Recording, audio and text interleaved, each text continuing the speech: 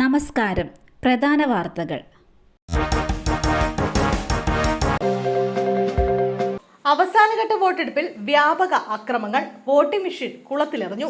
ലോക്സഭാ തെരഞ്ഞെടുപ്പിന്റെ അവസാനഘട്ട വോട്ടെടുപ്പിനിടെ പശ്ചിമ ബംഗാളിൽ വിവിധ പ്രദേശങ്ങളിൽ പരക്കെ അക്രമം നടന്നുവെന്നാണ് റിപ്പോർട്ടുകൾ. ജവാദ്പൂർ മണ്ഡലത്തിലെ ഭംഗാറിലുള്ള സതുല്യ, സൗത്ത് പർഗാന ജില്ലയിലെ കൂൾത്താലിയിൽ അക്രമാസക്തമായ ആൾക്കൂട്ടം പോളിംഗ് സ്റ്റേഷനിൽ കടന്നുകയറി EVM തട്ടിയെടുത്ത് കുളത്തിലെറിഞ്ഞു. ചില പോളിംഗ് ഏജന്റുമാരെ ബൂത്തിൽ പ്രവേശിക്കാൻ സമ്മതിക്കാത്തതിലുള്ള തർക്കമാണ് പ്രദേശവാസികൾ അക്രമാസക്തരാകാൻ കാരണമെന്നാണ് പുറത്തുവരുന്ന റിപ്പോർട്ട്. എന്നാൽ വോട്ടിംഗ് മെഷീൻ വെള്ളത്തിലേക്ക് എറിഞ്ഞെങ്കിലും വോട്ടെടുപ്പ് തടസ്സപ്പെട്ടില്ല.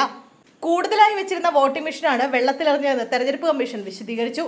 അവസാനഘട്ട വോട്ടെടുപ്പ് നടക്കുന്ന പശ്ചിമ ബംഗാളിൽ 9 സീറ്റുകളിലാണ് തെരഞ്ഞെടുപ്പ് നടന്നത്. ധ്യാനം പൂർത്തിയാക്കി പ്രധാനമന്ത്രി മടങ്ങി. കന്യാകുമാരിയിലെ ധ്യാനം പൂർത്തിയാക്കി പ്രധാനമന്ത്രി കന്യാകുമാരി വിവേകാനന്ദ സ്മാരകത്തിൽ നിന്ന് ബോട്ടിൽ തിരുവള്ളുവർ സ്മാരകത്തിലെത്തി. തുടർന്ന് തിരുവള്ളുവർ പ്രതിമയിൽ പുഷ്പാർച്ചന നടത്തിയ ശേഷമാണ് മോദി ഹെലികോപ്റ്ററിൽ തിരുവനന്തപുരത്തേക്ക് മടങ്ങിയത്.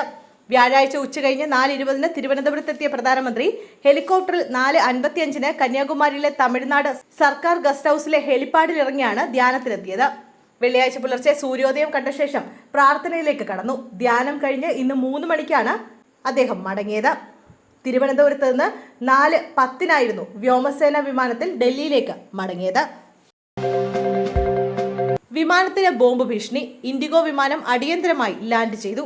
172 യാത്രക്കാരുമായി ചെന്നൈയിൽ നിന്ന് മുംബൈയിലെത്തിയ വിമാനത്തിലാണ് ബോംബ് ഭീഷണി ഉയർന്നത്. യാത്രക്കാരെ സുരക്ഷിതമായി ഇറക്കിയെന്ന് വിമാന കമ്പനി അറിയിച്ചു. വിമാനത്തിൽ പരിശോധന തുടർന്നു.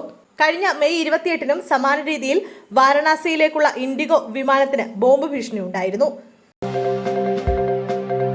തൃശൂരിൽ ഇടിമിന്നലേറ്റ് യുവതിക്ക് ദാരുണാന്ത്യം. വലപ്പാട് കോതകുളത്ത് ഇടിമിന്നലേറ്റ് യുവതി മരിച്ചു. കോതകുളം വാഴൂർ ക്ഷേത്രത്തിനടുത്ത് വെളേക്കാട്ട് സുധീറിന്റെ ഭാര്യ നിമിഷയാണ് മരിച്ചത്. 42 വയസ്സായിരുന്നു. ഇന്ന് രാവിലെ ഉണ്ടായ ശക്തമായ ഇടിമിന്നലിലാണ് അപകടമുണ്ടായത്. വീടിന് പുറത്തുള്ള ബാത്റൂമിൽ വെച്ചാണ് നിമിഷയ്ക്ക് ഇടിമിന്നലേറ്റത്. ഉടൻ തന്നെ ആശുപത്രിയിൽ എത്തിച്ചെങ്കിലും രക്ഷിക്കാനായില്ല. ബാത്റൂമിന്റെ കോൺക്രീറ്റ് തകർന്നിട്ടുണ്ട്. ബൾബും ഇലക്ട്രിക് വയറുകളും കത്തിക്കരിഞ്ഞ നിലയിലാണ്. മൃതദേഹം വലപ്പാട് ദയ ആശുപത്രിയിൽ സൂക്ഷിച്ചിരിക്കുകയാണ്. പന്തീരാങ്കാവ് ഗാർഹിക പീഡന കേസ്. പ്രതിയുടെ അമ്മയുടെയും സഹോദരിയുടെയും അറസ്റ്റ് രേഖപ്പെടുത്തി. പന്തീരാങ്കാവ് ഗാർഹിക പീഡന കേസിൽ മുഖ്യപ്രതി രാഹുൽ P. ഗോപാലന്റെ മാതാവിന്റെയും സഹോദരിയുടെയും അറസ്റ്റ് രേഖപ്പെടുത്തി. തുടർന്ന് ഇവരെ ജാമ്യത്തിൽ വിട്ടയച്ചു. അതേസമയം വിദേശത്തേക്ക് കടന്ന രാഹുലിനെ നാട്ടിലെത്തിക്കാൻ ഇനിയും കഴിഞ്ഞിട്ടില്ല. ചോദ്യം ചെയ്യലിൽ ഉഷാകുമാരിയും കാർത്തികയും ആരോപണങ്ങൾ നിഷേധിച്ചു. ഒടുവിൽ അറസ്റ്റ് രേഖപ്പെടുത്തി കോടതി നിർദ്ദേശപ്രകാരം ജാമ്യത്തിൽ വിടുകയായിരുന്നു. വിദേശത്തുള്ള രാഹുലിന്റെ വിവരങ്ങൾ തേടി ബ്ലൂ കോർണർ നോട്ടീസ് നൽകിയെങ്കിലും മറുപടി ഇനിയും ലഭിച്ചിട്ടില്ല. 10 വയസ്സുള്ള പെൺകുട്ടികൾക്ക് നേരെ ലൈംഗിക അതിക്രമം. 51കാരൻ അറസ്റ്റിൽ. 10 വയസ്സുള്ള പെൺകുട്ടികൾക്ക് നേരെ ലൈംഗിക അതിക്രമം നടത്തിയ 51കാരൻ അറസ്റ്റിൽ. കോഴിക്കോട് താമരശ്ശേരിയിലാണ് സംഭവം. അയൽവാസികളായ 2 പെൺകുട്ടികളെയാണ് പ്രതി സ്വന്തം വീട്ടിൽ വെച്ച് ലൈംഗിക അതിക്രമത്തിന് ഇരയാക്കിയത്. പീഡന വിവരം കുട്ടികൾ സുഹൃത്തുക്കളോട് പറയുകയും അവർ രക്ഷിതാക്കളെ അറിയിക്കുകയുമായിരുന്നു. കുട്ടികളുടെ രക്ഷിതാക്കൾ താമരശ്ശേരി പോലീസിൽ നൽകിയ പരാതിയുടെ അടിസ്ഥാനത്തിലാണ് പോക്സോ വകുപ്പ് പ്രകാരം പ്രതിയെ അറസ്റ്റ് ചെയ്തിരിക്കുന്നത്. ചികിത്സാ പിഴവ്. 4 വയസ്സുകാരൻ മരിച്ചു. കൊണ്ടോട്ടിയിൽ വായിലുണ്ടായ മുറിവിന് സ്വകാര്യ ആശുപത്രി ചികിത്സ തേടിയ 4 വയസ്സുകാരൻ മരിച്ചു. മലപ്പുറം അരിമ്പറ സ്വദേശി നിസാറിന്റെ മകൻ മുഹമ്മദ് ഷാനിലാണ് മരിച്ചത്.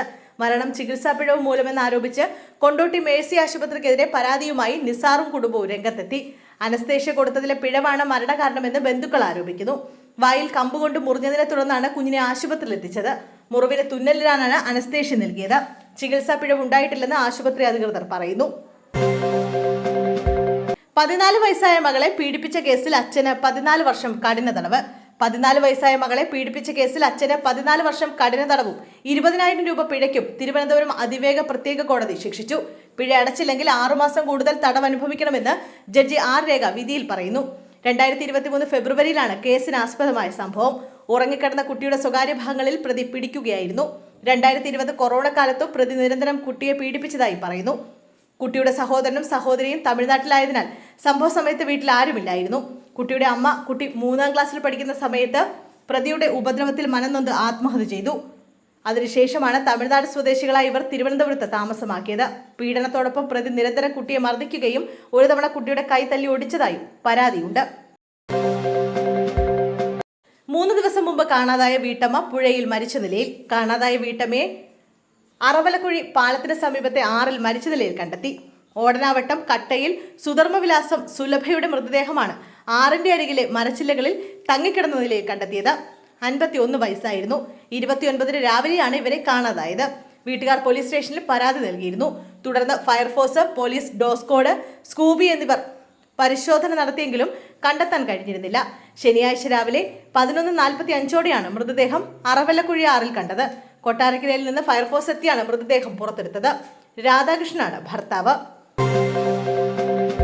CMRL കോടികളുടെ ക്രമക്കേട്, കോടതിയിൽ നൽകിയ റിപ്പോർട്ട് പുറത്ത്.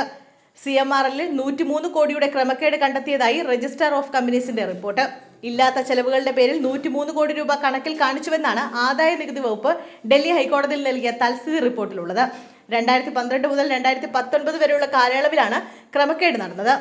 ചെളിനീക്കൽ, ഗതാഗത ചെലവുകൾ എന്നീ ഇനങ്ങളിലാണ് ഇത്രയും തുക എഴുതി ചേർത്തിട്ടുള്ളത്.